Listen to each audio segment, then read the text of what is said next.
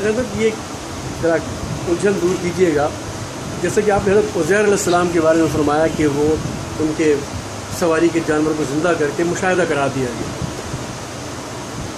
اسی طرح کا ایک واقعہ ابراہیم علیہ السلام کے حوالے سے بھی ملتا ہے کہ آپ نے فرمایا کیف تحیی الموتیٰ، جبکہ وَكَذَلِكَ نُرِي ابراہیم ملکوت، وہ سب مشاہدے کرا دیے گئے، موقنین کے مرتبے پر پہنچا دے گا. پھر یہ لیطمئن قلبی کہنا، یہ ذرا تھوڑا الجھن دور کیجیے. انسان پہ دو حالتیں ہوتی ہیں، جی ایک حالت سہو اور ایک حالت سکر. ٹھیک. حالت سہو جو ہے وہ حالت گرفت ہے، ٹھیک ہے، بالکل. اور حالت سکر حالت گرفت نہیں ہے. حالت سکر میں چونکہ علم مفقود ہو چکا ہوتا ہے، جی. حالت سہو میں علم باقی ہوتا ہے. وہ مشاہدہ نبی کو تھا. ٹھیک ہے. کون سا؟ نوری ابراہیم. ٹھیک ہے. اور یہ مشاہدہ نبوت کی ولایت کا تھا. ہاں ہاں صحیح. حالت سکر میں آپ نے یہ فرمایا کہ مجھے دکھا. صحیح. تو کیسے مردے کو زندہ کیا؟ اور پھر رب نے دکھایا. بالکل. برا تو نہیں مانا؟ بالکل دکھایا. اور پوچھا بھی کیا ابراہیم تجھے ہماری بات پر اولم تؤمن؟ ہاں، آپ نے فرمایا کہ ہاں ہاں بالکل اطمینان ہے. بالکل. لیکن میں اطمینان قلب چاہتا ہوں کہ مجھے پھر اطمینان کرا دے ایک بار. میں وہ بھی تو بار بار امتحان لیتا تھا. صحیح.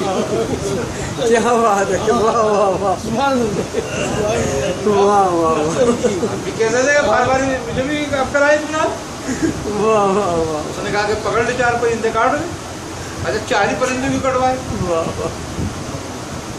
صحیح. کیا بات. ہاں 2 بھی ہو سکتے تھے، 6 بھی ہو سکتے تھے، 10 بھی ہو سکتے تھے، 1 بھی ہو سکتا تھا. واہ.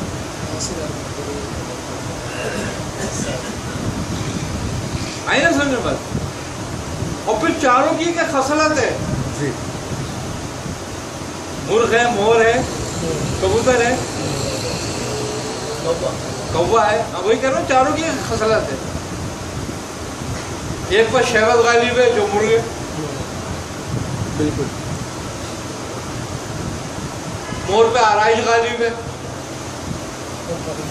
زینت، خود پسندی، آرائش.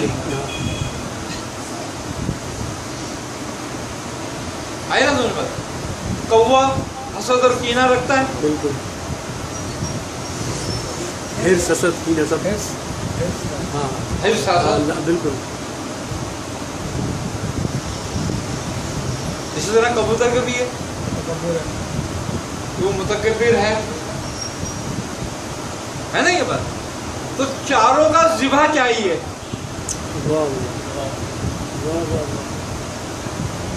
پہلے ان کو ذبح کر کے ختم کر دے، پھر آواز دے تو آئیں گے تیری طرف دوڑے ہوئے. یعنی کہ پہلے ان کو فنا کر دے، پھر تجھے حاصل ہوں گے، پھر کمال کے ساتھ ہوں گے.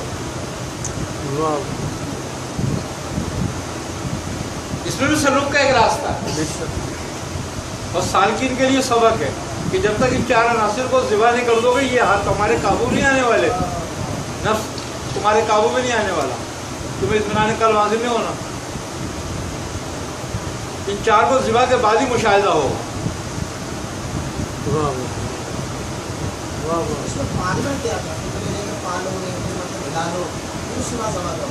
جب دنیا کی حالت میں ہوتے ہو تو پلے ہوئے ہوتے ہیں وہ. تم دنیا میں پڑے ہوئے ہوتے تو کیا ہوتا ہے؟ جب دنیا سے نکلتے ہو تو پھر کیا ہے؟ وہ پال کر ہی تو نکلنا ہے.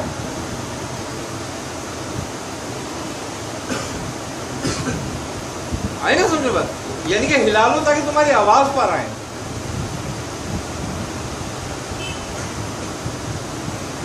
تو یہ بھی سلوک کا ایک سبق ہے. وہی بتا رہا ہوں نا، انبیاء کے ہر کام میں ایک سلوک کا سبق ہوتا ہے جو اس سے لے لیں۔ تمام انبیاء کے راستے ہدایت کے راستے، تمام انبیاء علیہ الصلوۃ والسلام کی ذاتیں ہدایت کا منبع ہیں۔ کسی سے ایک ہدایت لے سکتے ہو، کسی سے ایک ہدایت لے سکتے ہو،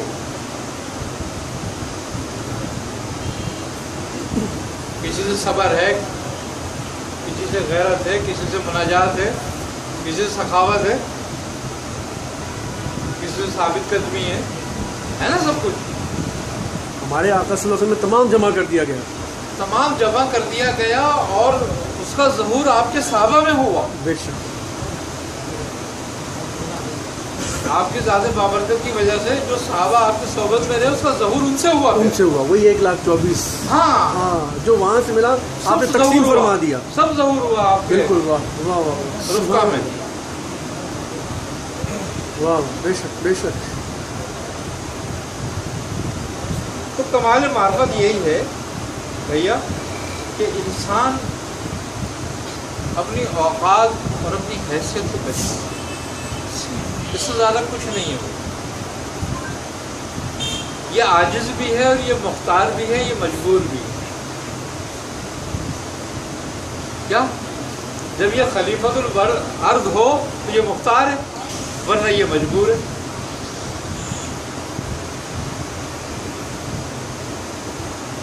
ایک ماں باپ ہوتے ہیں، کون سا باپ، کوئی ایسا باپ ہے کہ جو یہ چاہے کہ میری اولاد محتاج ہی رہے؟ ہے کوئی دنیا میں ایسا؟ باپ مربی ہوتا ہے نا اس کا، چاہتا ہے کہ محتاج ہو؟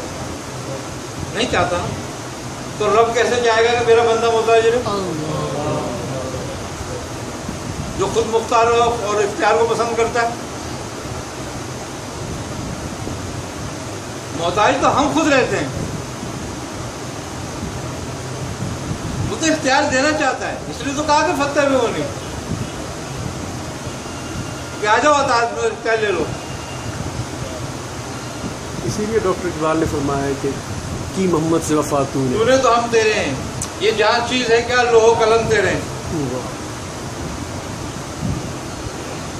فتبعونی آیا تو سب مل جائے، حق تو نہیں آئے گا تو سب مل گیا، مجھے تو کچھ بھی نہیں ہے۔